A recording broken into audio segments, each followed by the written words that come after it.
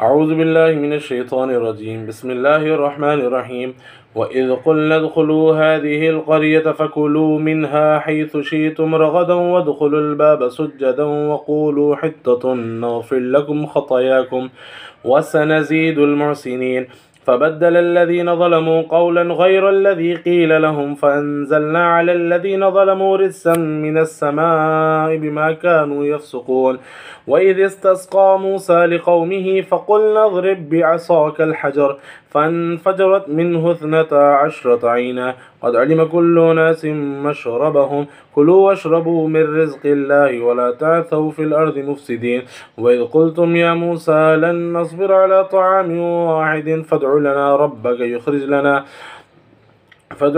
ربك يخرج لنا مما تنبت الأرض من بقلها وكثائها وفومها وعدسها وبصلها قال تستبدلون الذي هو أدنى بالذي هو خير اهبطوا مصرا فإن لكم ما سألتم وضربت عليهم الذلة والمسكنة وباءوا بغضب من الله ذلك بأنهم كانوا يكفرون بآيات الله ويقتلون النبيين بغير الحق ذلك بما عصوا وكانوا يعتدون.